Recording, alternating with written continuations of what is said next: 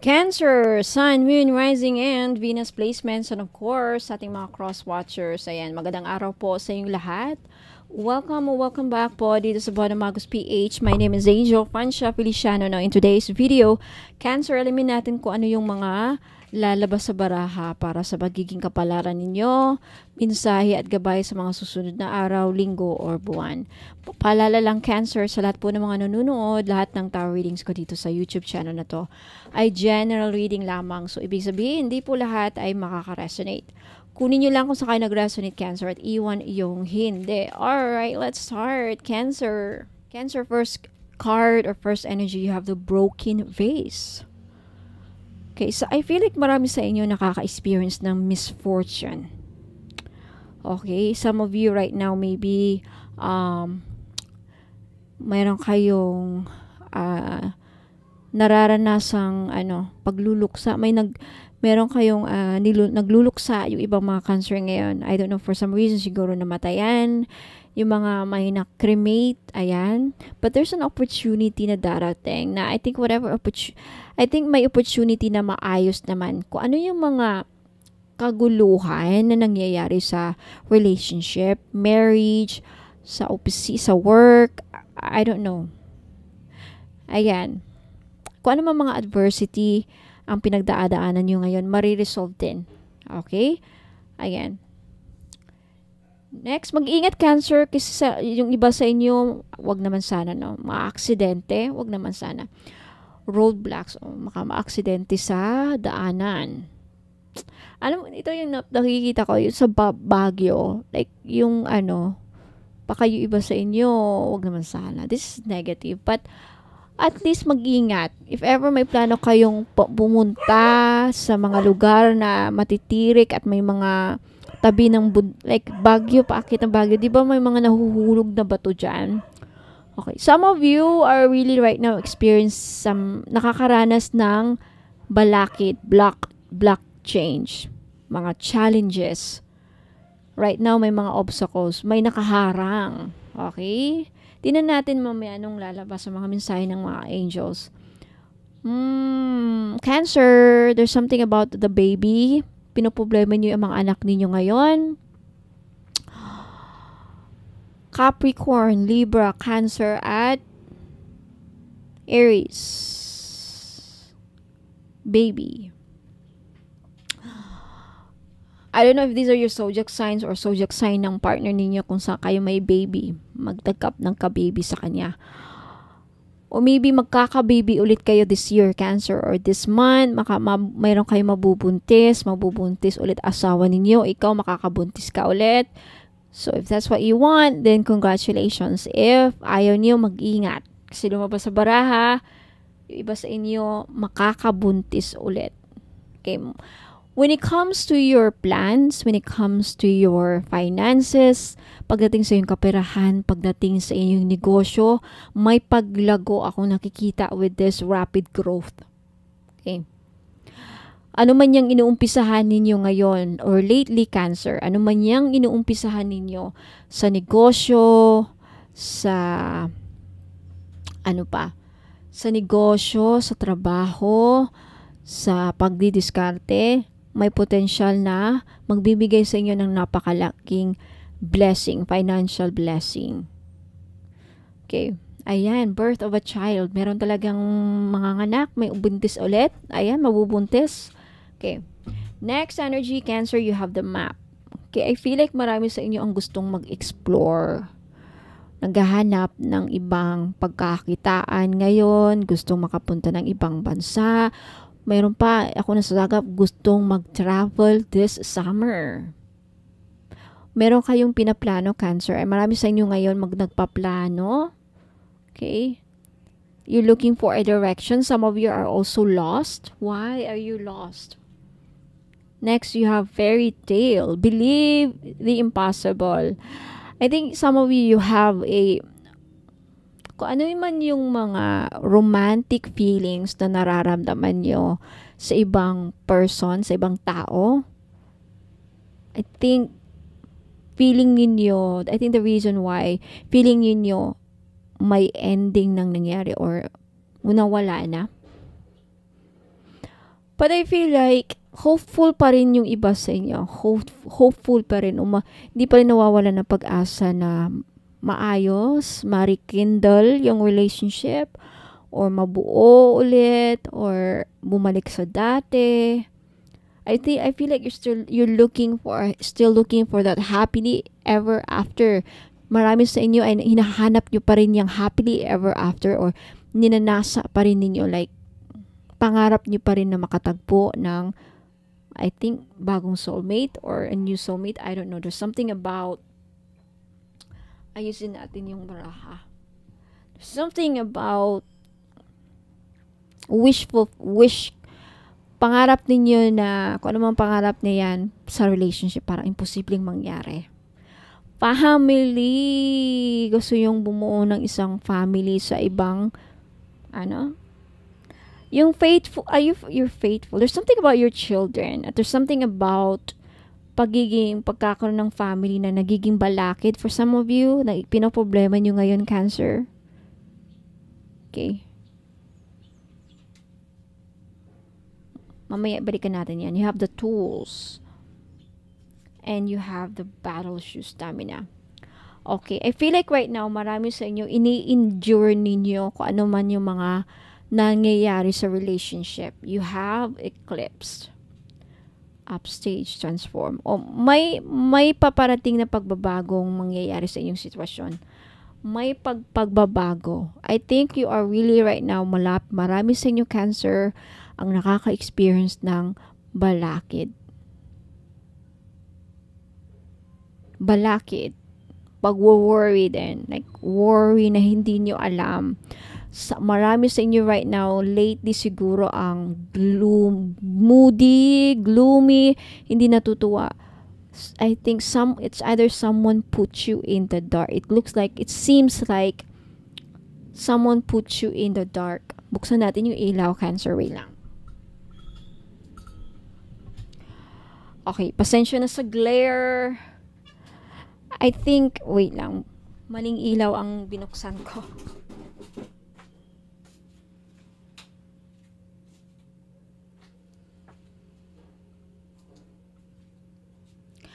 I think there's something about,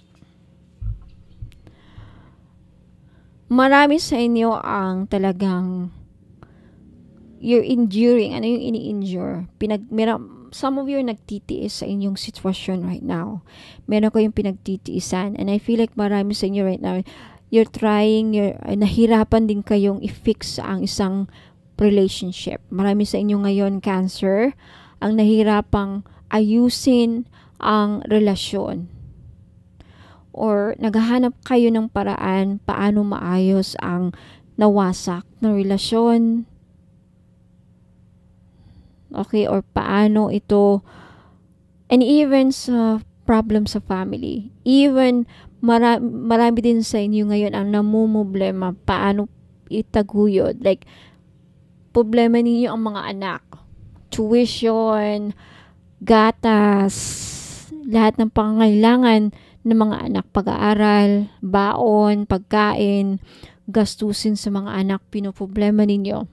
Something about that. You're enduring. And I feel like marami sa inyo naghahanap ng solusyon dyan with the tools. And I think you have the ability. Hindi nyo lang nakikita.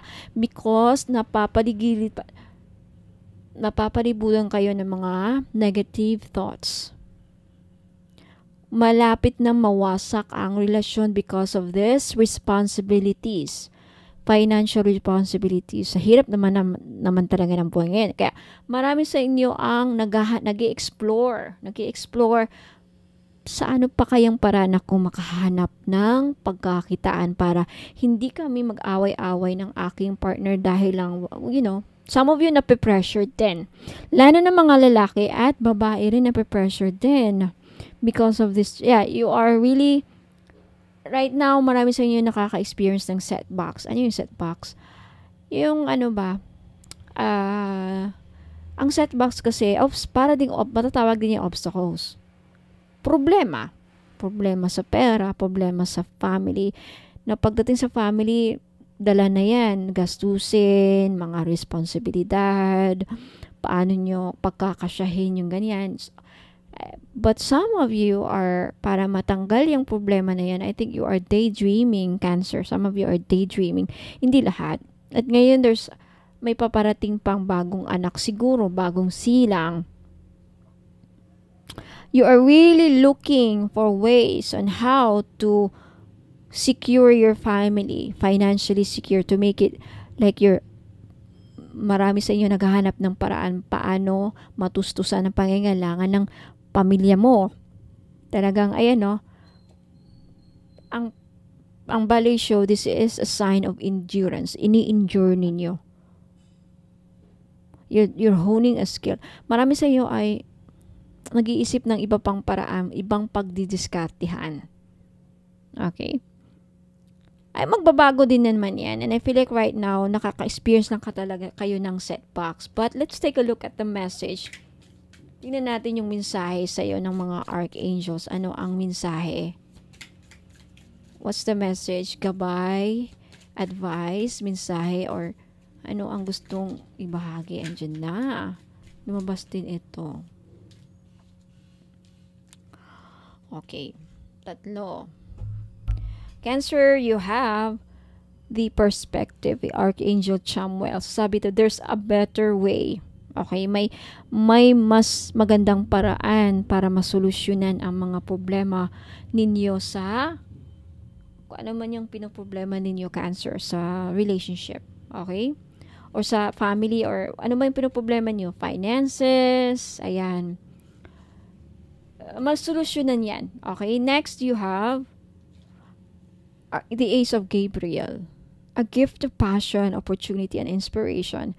The chance to do something amazing. Okay, may magagawa ka. Makakaisip ka ng magandang idea para kumita. I think ito yon ibibigay ni Archangel Gabriel. Stand up for what you believe in.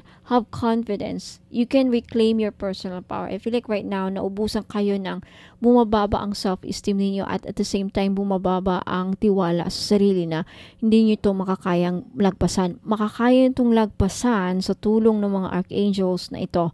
Kaya, humingi ka ng tulong kay Archangel Gabriel, 2 beses siyang lumabas, at si Archangel Chamuel, na I think makakaisip ka din ng paraan na masolusyonan mo itong mga problema na to. Talaga. Yan ang ibibigay sa'yo na blessing with this reading, kasi I feel like marami sa'yo naka-experience ng roadblocks, gulo sa relationship, financial loss siguro, o I don't know, problema talaga. Okay? So, ayan. Cancer, Sun, Moon, Rising, and Venus placements. Yan po ang mga mensahe, gabay, at kapalaran na lumas babaraha ninyo. Let me know if nagustuhan ninyo. Let me know if nag-resonate sa inyo. At if you want to claim this reading, mag-leave lang kayo ng message sa baba. Okay? For those of you who are interested na malaman yung mga binibenta ko, paano makabili, saan makabili, how to place an order, lahat-lahat na. Okay? Magdadagdag ako ng isa pang video after this. Kaya muna kayong alis, magbabalik po ako. Ingat po, and God bless. Ayan, mga madam and sir, sa mga interesado pong malaman ano yung mga binibenta ko, okay? For those of you who are interested to find out ano mga serbisyo ko, ano mga ino-offer ko ng mga services, ayan. So, mag-visit lang po kayo sa website ko, which is bonomagos.com. Ayan. And then, sa bungad ninyo, makita nyo itong Shop the Collection. Ayan, basahin nyo yan dyan para may malaman kayo kung hindi nyo alam paano bumili dito sa mismong website. Ayan. Ito yung mga produkto ko so far. Okay, may mga pagbabagong mangyayari by the way dito. Okay. Yung 18 gold-plated crystal necklace, ayan, hindi na yan. May bago na. Okay. And I will make some mga improvements dito every now and then. So, kung anong mga nakita nyo dito, ito yung mga ilan sa mga binibenta ko. Ayan. I-click nyo lang yan if ever ito yung gusto nyo makita. Train. Ayan. Makikita nyo dito yung price. Ayan, 1.7. And then yung description niya, yung benefits niya. Ayan. Okay. And hanggang sa dulo basahin nyo, baka ayan, pati yung instructions andyan din. And then mag-back lang kayo again. Ayan. Meron pa dito. May mga changes na mangyayari. Okay? Yung iba dito madadagdagan. Ayan, meron ding Dragon Blood Smudge Kit. Ito yung pang-cleanse. Nagbibigay ito ng blessings, by the way. Okay, yung price niya is $490. Dalawa na. And makikita niyo dito sa navigation, yung dalawang linya na yan. I-click nyo lang yan. Lalabas yung mga menu. Ayan yung mga pages. You have the frequently asked questions. Kung may mga katanungan kayo, baka nasagot na dito. Kaya basahin nyo yan. Walang COD. Ano yung mga rituals na ginagawa ko dito. Gaano ba ka-effective or yung effectivity ng item. May gusto kayong malaman. Andito na ang sagot. Mga expiration. Kung may expiration ba. Ayan, walang refund dahil sa mga ritual. And if I ship outside the Philippines, basahin ninyo ito sa mga OFW na tag-ibang bansa na interesadong bumili ng items sa akin dito. Ayan. Or ilang days ma-receive yung order. Ayan mga questions. Anong courier ko? May discount ba? Babaguhin ko pala yan. Wala nang freebie. Okay? Walang discount. Ayan, yung about me, titignan nyo din dito. Baka interesado kayong malaman. Ayan, anything about me. What does Bono Magus means? Ayan, na-explain ko din dyan dito sa website. Basahin nyo na lang po, mga madam. Yan po ako. Yung pagmumukha ko. Anyway, about me. Ayan, saan ako nakatira? San Fernando City, La Union po. Ilocos Norte Province. Yung aside sa products or biography, iba din yung I'm also, by the way, I'm a member of the association Spiritual Integrity, Association for Special Integrity sa America. You can search their website. Ayan. Yung mga profession ko, mga trainings na kinuha ko, ma-explain po dito. Basahin nyo lang dyan. And then what else? Yung mga services ko. By the way, sa mga interested about sa tarot reading, gustong magpabook ng private reading, 5,000 po. Okay? Meron ding 15,000 if you want to avail everything. Kasama na yung mga items dito. Makaka-receive kayo mga package. May inclusion set yan. Okay? Package na yan. Package. And dito yung mga explanation. Anong matatanggap ninyo. Pero kung gusto niyo yung mas mura, ang pinakamurang ma-offer ko is 5K, 5,000. And what else? Dito yung blog. Okay? Mga blog ko. Ayan. Kung interesado kayong basahin, ayan. What else? Prayers. Ayan. Kung may mga prayers din ako sa All-in-One Red String Prayer. If you are interested to perform a personal prayer. Pero, actually, dadaanan na sa ritual yung mga items eh. But if gusto nyo lang na kayo mismo mag-ritual para sa mga sarili nyong item. Now, for those of you na gustong magpasama sa prayer ritual, libre lang po. Okay, dito kayo mag-submit sa free prayer ritual page. Ayan, click nyo lang yan and then lalabas po dito yung ano ko is mga psalms. Ayan, and then ito basahin nyo dito. Basahin nyo lang yan and then isulat nyo dyan yung name ninyo, first name, last name, yung email ninyo, yung phone number, at yung prayer request ninyo. And then, click send. Okay? Libre yan sa gusto. Okay? I think, ayan, Facebook page. By the way, sa Facebook page ko, mga madam, dito po nakalagay yung mga ibang items na minsan, kagaya niyan, nawala sa website. Yung mga dito nakalagay sa Facebook page ko, ito yung mga limited stock lang. Okay? So, follow na lang if you are maybe interested pa sa mga ibang mga ano ko. And minsan dito ako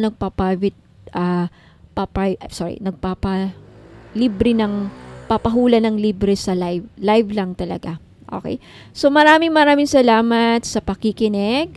Ayan. Hopefully, naklaro na. So, maraming salamat. Okay, message nyo lang ako dito sa Facebook page if ever may gusto kayong bilhin. Okay, sa Bono Magus PH na merong blue check. Ayan, maraming salamat. Ingat po and God bless.